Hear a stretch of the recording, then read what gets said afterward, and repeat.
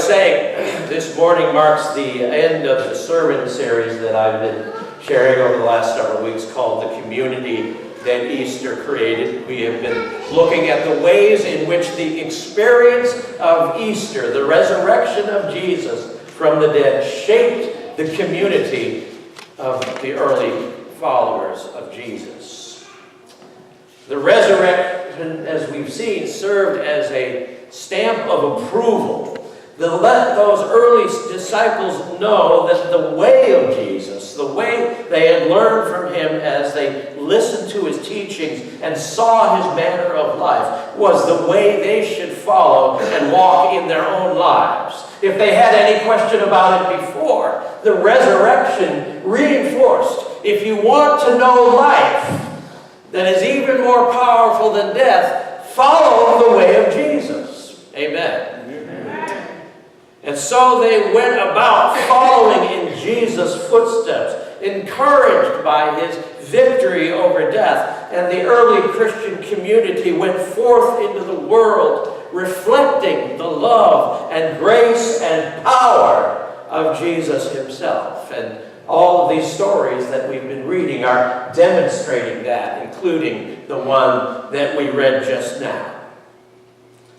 And so along the way, we've observed that the early Christian community was a community of courageous resistance, operating on the principle that walking in obedience to Jesus would often put them at odds with the powers that be, and that they were to obey God rather than human authority. We've seen also that the community of post-Easter was also a community of restoration, where even a person like Saul, who later became Paul the Apostle, but who began as a persecutor of the church, could be given a new start and embraced by this community. We have seen also that it was a community of healing that duplicated Jesus' ministry of wholeness and compassion. And last Sunday we learned that it was a community of inclusion, drawing an ever-widening circle of belonging that included people who seemed to be so very far away from God. Well, today we will learn from the example of Paul and Silas that the community Easter created was a community of freedom and liberation. Now, in the lesson that we just read, we see that Paul and his companion Silas, along with others who were traveling with them, were once again finding themselves in trouble with the authorities for simply following in Jesus' footsteps. They had encountered a slave girl, and they had set her free. And for doing that, because the freedom that they gave to her meant that she was no longer going to be able to be profitable for her owners, for that simple act, they're thrown in prison, beaten, shackled. And so once again, they find themselves, as I say, at odds with the powers that be. And they are tossed into the jail in Philippi. And things from this point start to get perhaps a little strange. Unexpected things begin to happen. Now remember that they have found themselves in trouble with the authorities.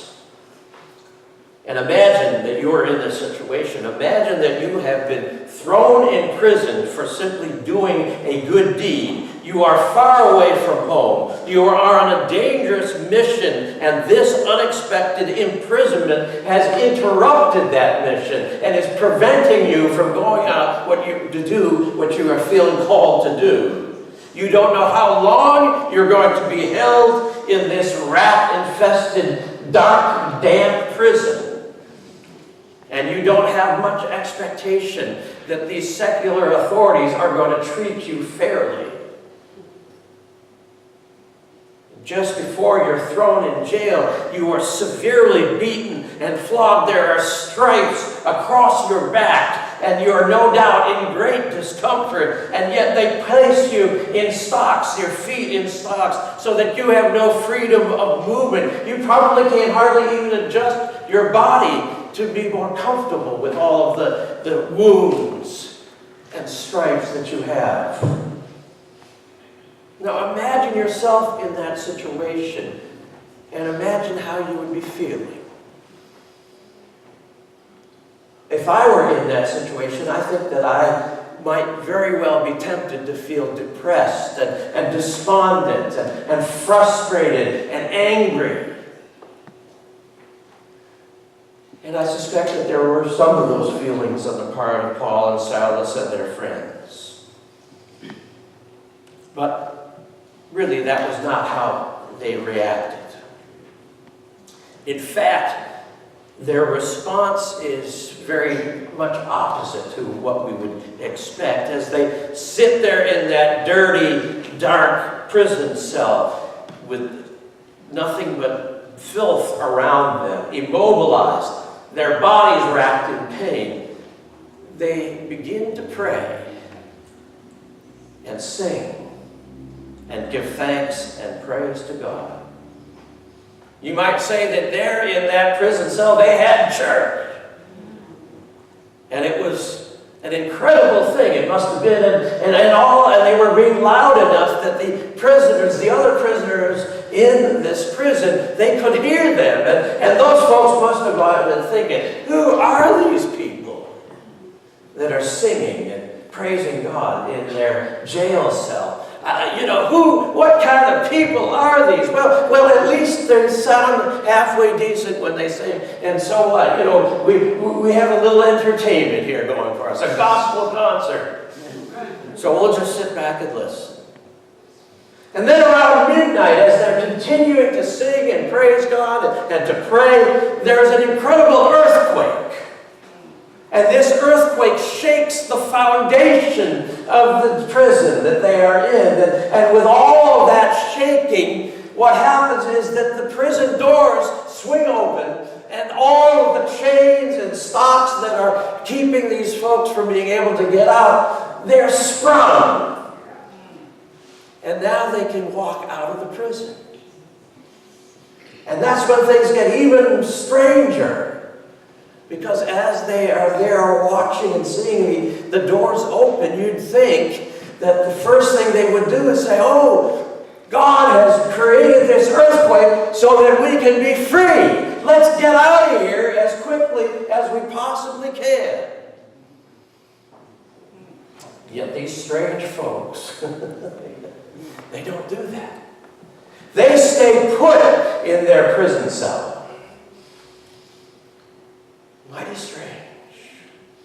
First they're singing in prison, and then the prison doors open and they don't escape. Probably a lot of the other prisoners who were in that jail just, oh, hey, wow, cool, but not Paul and Silas.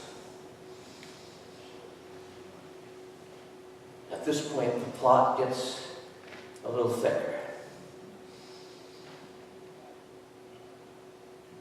The jailer, who's been sleeping, wakes up, and he sees that the doors to the jail are wide open.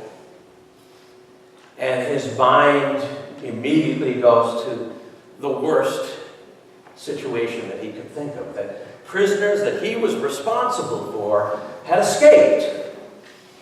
And he knows what's going to happen to him if the prisoners are escaped, and he says, well, I think I need to kill myself because that's going to be better than whatever fate awaits me now that these prisoners have escaped. And he takes up a sword and he's about ready to do himself in when he, to his utter amazement, hears a voice coming from within the prison. It's the voice of Paul. And Paul says to him, do not harm yourself. We are all present and accounted for. And this fellow is just flabbergasted. at all the things that have happened. He's flabbergasted at the earthquake. He's flabbergasted now to find that these prisoners haven't taken the opportunity to escape, and yet now are telling him, don't hurt yourself. And he says, you know, I think God must have had something to do with this. And he says to them, you were singing before all of this, and tell me, what must I do to be saved? And they begin to teach him and tell him about Jesus. The Jesus that they followed, the Jesus who they were in prison for, the Jesus who, as it turns out, caused them to stay there so they might be able to help somebody else. That's an amazing story, isn't it? Powerful story. Singing in the jail cell, having an opportunity to escape from prison, but not immediately taking. What kind of people do these things? Well, apparently, Easter people do. Apparently, folks who have experienced the resurrection of Jesus Christ, apparently folks who had seen Jesus say, okay, do your worst to me. God's going to have my back. It's going to be all right. They learned from him that maybe the way things are always done, the way normal people live, maybe there's some problems with that. See, the problem with normal is it always seems to get worse. And they understand that the way of Jesus is a new story that they need to live by. And because they're living out of that story, they're different. They're peculiar. But in a good way. See, this brief snapshot that we've read from the book of Acts gives us, that we see of the lives of the earliest followers of Jesus, help us to understand that they are living out of this different story. A story different from the ones that most people around them are living. They had seen their rabbi, their teacher, die on the cross, accepting the role of a suffering servant that was his destiny. But they had also seen him defeat death in the power of the resurrection. They had heard him say, take up your cross and follow me. And they understood that doing so could mean a great deal of suffering for them as they took up their cross. But that God would somehow use their suffering, just as he had used Jesus' suffering, to bring freedom and liberation to the world around them. And that was the story that they were living. They didn't really care if they were in prison. It didn't matter to them. They had a freedom while they were there in prison that nobody could take away. How many of you would like to have that kind of freedom this morning?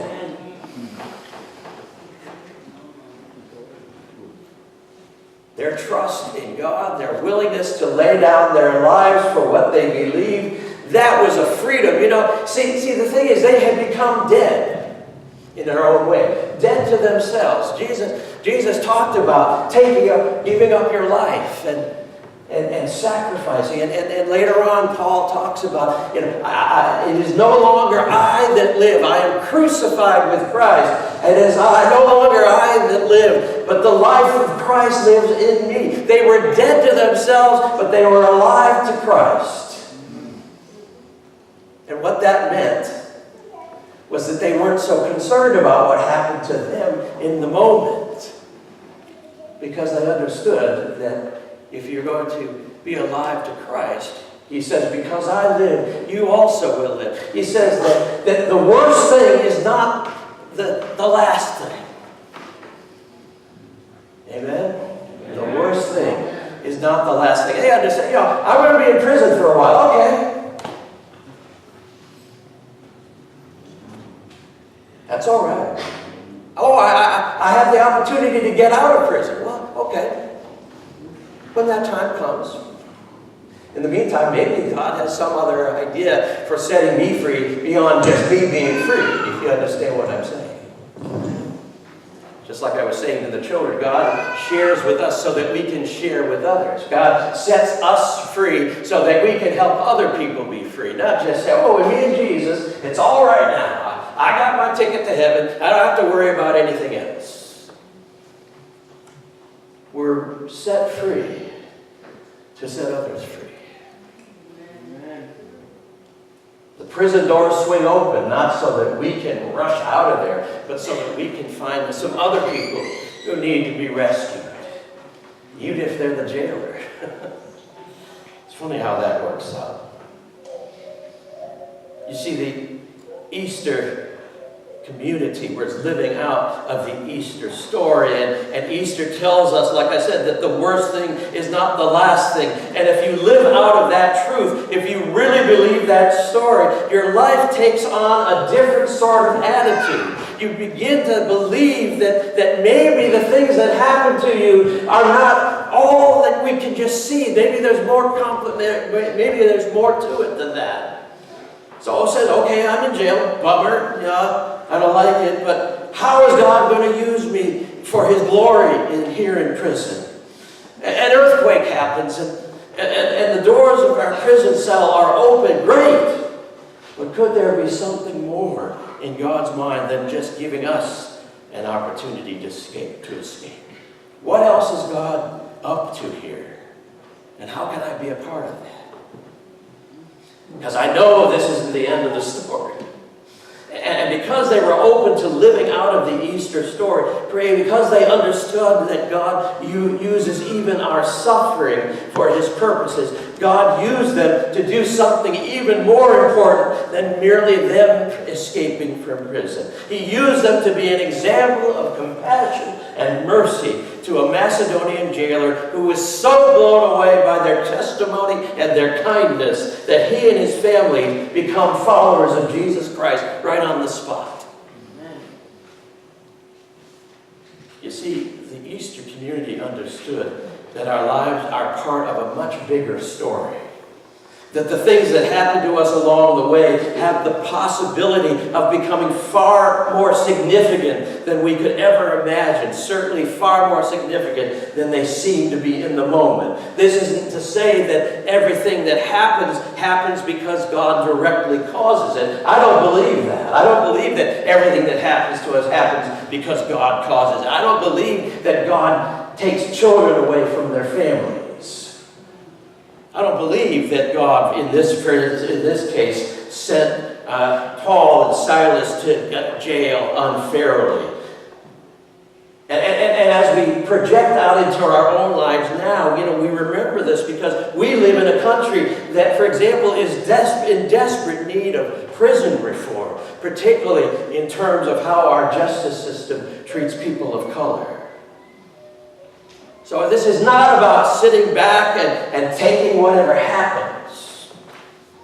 But when even bad and unjust things happen, Easter is all about how God is able to take the worst that human beings can do to each other and to Him, and somehow turn even that into the salvation of the world. Amen? Amen.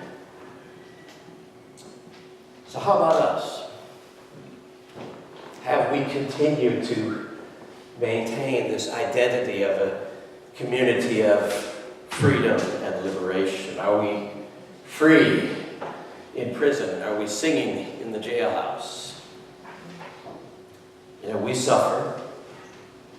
Sometimes we suffer because of choices that we've made. I know an awful lot of the suffering I've had in my life is because of my own stupidity.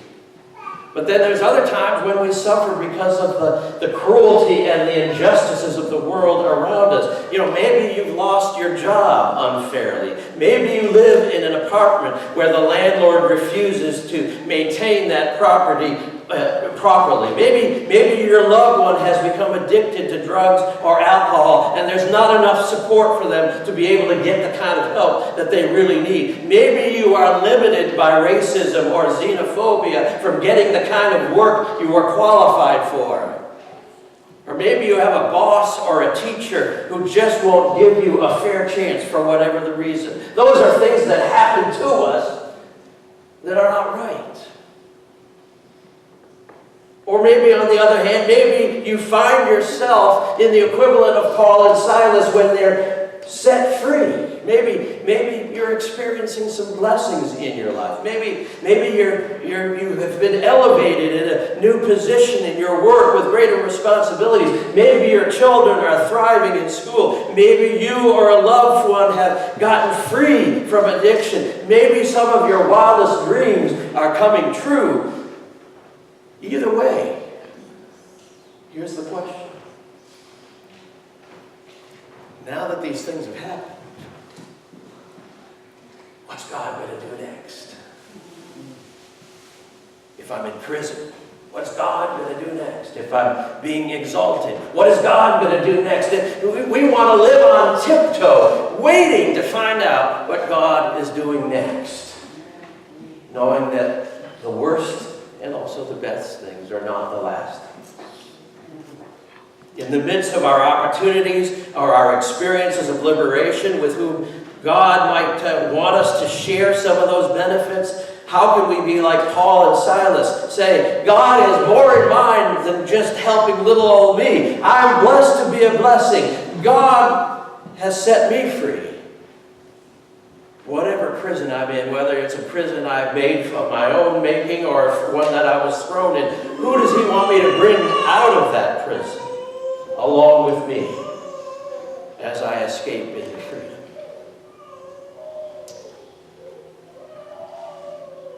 That's living the Easter story, my friends. Living the Easter story isn't about glory. It's about how God works through even the worst things. And sometimes we even get a little bit of the best things. But either way, God wants to use us and will. God is able to take all things and work them for His purposes. Even the things when people mean us harm, God is able to take those things. And we understand this if we know the Easter story also, that nothing in life, neither life nor death, prison, incarceration, all the things that come against us in our day-to-day lives, nothing is able to separate us from the love of God that is ours in Jesus Christ. Amen. So that is the community that Easter created, who understood that God was at work in and through them, no matter in and through their circumstances, and that they were part of God's unfolding story for His creation. And our challenge is to continue to be that sort of community and that sort of individuals.